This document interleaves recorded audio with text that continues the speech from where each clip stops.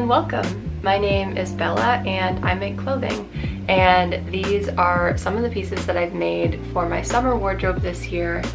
This is not nearly everything I've made, they're just some of my favorite pieces because that would be a very long video if I showed you everything. And if you sew, you know that a lot of times projects don't turn out remotely how you expected or wanted, so I'm just going to show you some of the highlights and I hope you like them and get some inspiration for your wardrobe.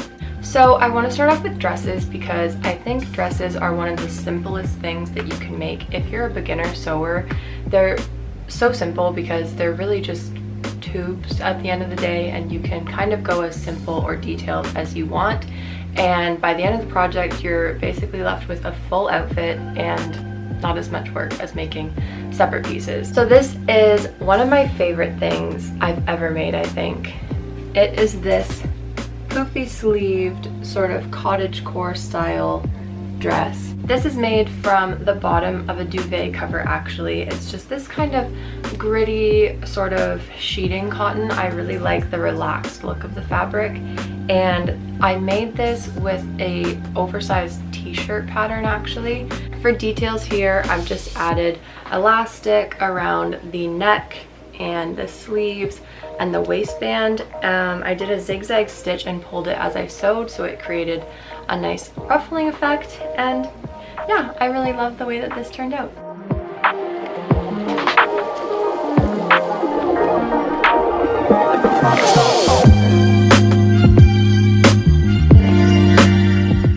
Next up is another pretty simple project. This was just a dress that I did on the bias, and it's honestly really simple. It's just kind of a shift, and then I did a very simple facing on it and spaghetti straps. This is a super easy project, just a slip dress if you are just starting out and looking for something really easy. The fabric is sort of like a rayon, I think. I got this at a fabric store. It was just the closest thing to what I could find that I wanted. It's very lightweight and breathable. I think I just cut this from another slip dress that I have. Since it was on the bias, it has quite a lot of give, so the pattern didn't have to be exactly precise. Yeah, it's just a very simple number. I really love it. Next is this raspberry velvet number. I made this out of a fabric that I got from an estate sale. I think it must be vintage. There was so many yards of it. So I've used this for a lot of different things, but I love this dress. I think this fabric would transition really well into fall and winter because it is warm. This pattern is extremely simple. Essentially, it's just a bunch of rectangles put together. It sits kind of not oversized, but it's not form-fitting. It's just kind of a shift bodice. The skirt is, again, just a big rectangle gathered at the waistband, and there's no like kind of slope to it or anything like that. No darts in this dress, and the sleeves are also just made out of rectangles, and then I just pleated them where it's attached there. I put a simple zipper closure in the back, and yeah, it's another very simple project.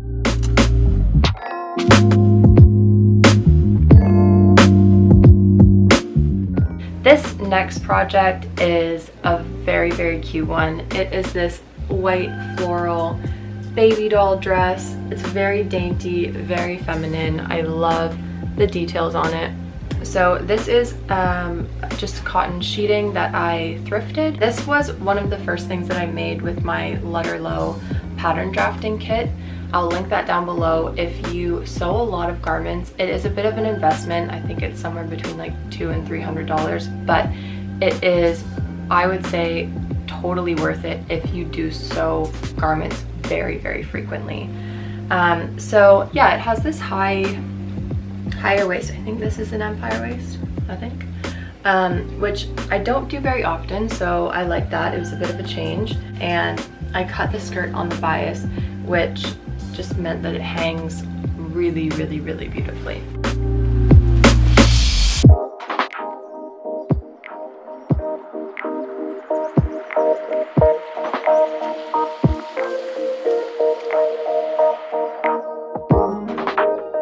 Next is a chiffon number. I think maybe this is one of the only things I've ever sewn in chiffon. I don't really like working with the fabric, but I had this fabric. This was given to me quite some time ago, and I find chiffon kind of difficult to deal with, so it took me a while to actually get to using it, but in the end I made this dress. It's just pretty simple, kind of slinky. It's sheer, so it was perfect for summer, wearing over bathing suits and stuff like that.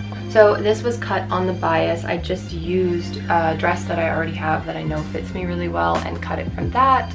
And then I did elastic thread on the neck hole and the armholes. That gave it a really fun kind of frayed look, which is interesting. And then I did the same technique on the bottom, and it meant that the skirt kind of like balloons and scrunches up, which was a fun little detail.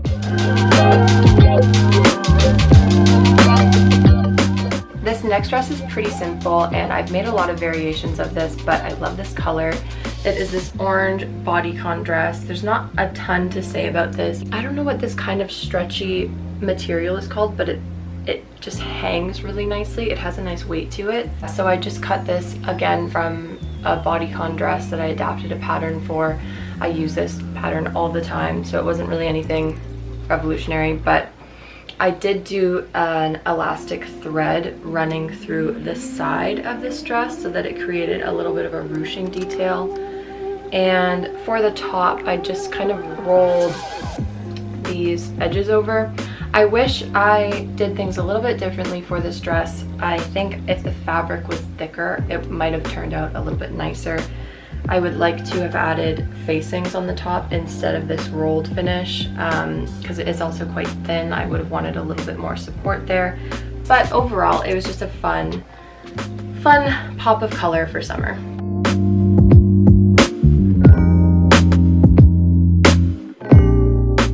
Okay, now we're moving on to tops, and technically this first one isn't actually something that I made, but it's sort of something that I saved / upcycled. So it is this really cute kind of pastel aqua blouse. This was the bodice off of a vintage dress that I was given, and the skirt and the lining of this bodice were just kind of trashed, really stained and ripped up, but the dress was just so charming and beautiful, and it had these really beautiful velvet ribbons that were a brighter, like robin's egg color. So I think I might still add those somewhere onto this blouse.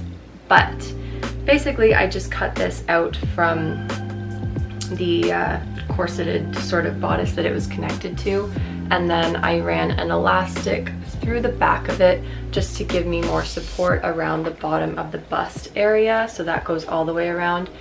And then I also added, you can see on the inside, these plackets of, I think that was just the lining fabric that I used. So I just sewed those in so that I can wear this without a bra and not have anything underneath it kind of distracting from how delicate it is. So I really love this one. I think this will be very pretty in the winter as well. When it's snowing, it's like the perfect color scheme.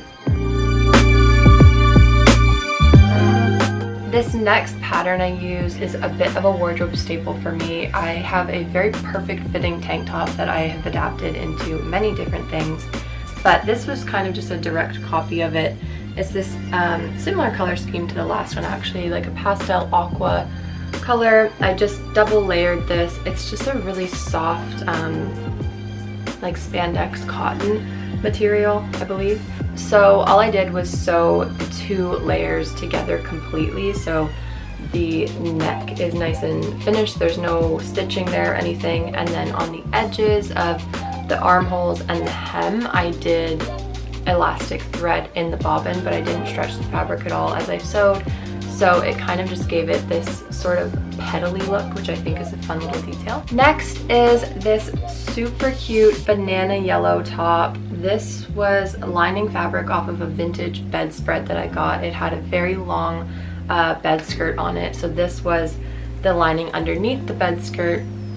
It sits off shoulder and has a row of elastic going under the bust, just to add a nice flattering detail and a little bit more support. This is a very simple one. I think I just adapted this from a t-shirt, I believe. I just cut it to be off shoulder and then sort of worked from there. So that's a really super easy hack. You get something very, very cute and soft looking from a t-shirt. And lastly is actually the top that I'm wearing. This was another pattern that I used from my letter low kit, and I love the way it turned out. So it is just a eyelet material, and then I ran some red gingham rickrack through the sleeves and under the bust here.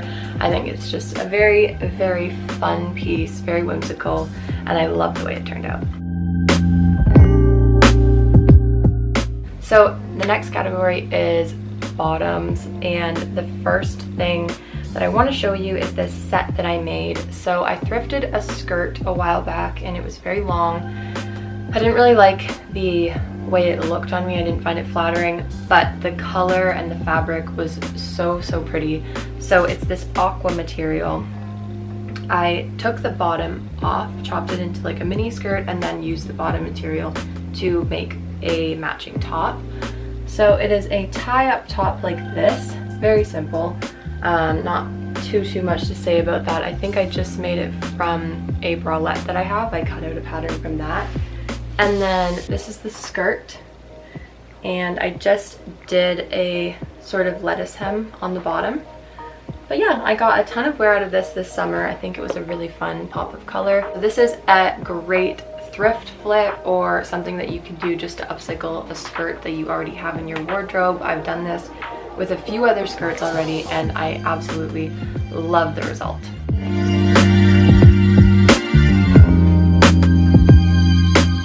Next is a pretty staple pattern for me.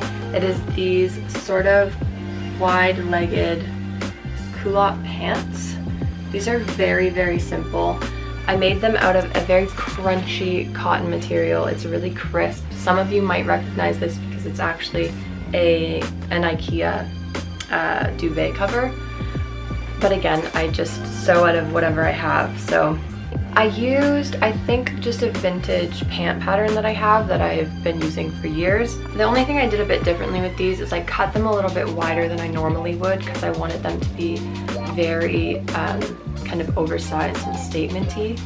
And then for the waistband, I made an extra big ruffle along the top. So I put the elastic in about 2 inches down from the top of the waistband. So that creates this really pretty kind of like tuliping effect on the top. And next is a pair of pants that I actually chopped into shorts this summer. I used the same pant pattern as the previous ones, but these ones are just a little bit more understated, a little bit of a slimmer fit, and the waistband isn't as extreme. They're just these green and white striped cotton shorts. These were perfect for being out in the garden this summer or just lounging around. I think I'll probably still get a lot of use out of them in the fall and winter as like just pajama lounge shorts.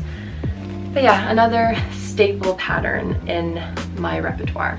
And lastly is another amazing project to do if you're just getting started sewing. That is just a simple A-line mini skirt. It just has a waistband sewn on, a short zipper, and this really pretty stitching along the side that is kind of, I don't know what you call that finish, but you see it on like frequently on denim and things like that. Yeah, it just adds a fun little detail. It's really simple to do. This fabric was actually drapery fabric, which is another fun type of fabric to use, especially for skirts and dresses and things that you want to be a little bit more structured, because it is thicker and typically pretty accessible, especially at thrift stores. If you're looking for fabric, definitely check the drapery section. Okay, that is everything. That's all my favorite pieces that I've made this summer. I'm already getting so excited for fall. I've already started working on my wardrobe, so if that sort of stuff interests you, if you want to follow along as I'm working on sewing projects, definitely subscribe. Hopefully I can have the willpower to actually put out videos every week. If you enjoyed this one, if it gave you some sewing inspiration, or if you just liked creeping in on someone else's sewing portfolio, give it a thumbs up. Let me know what you thought in the comments. Let me know what was your favorite, and hopefully I'll see you next week.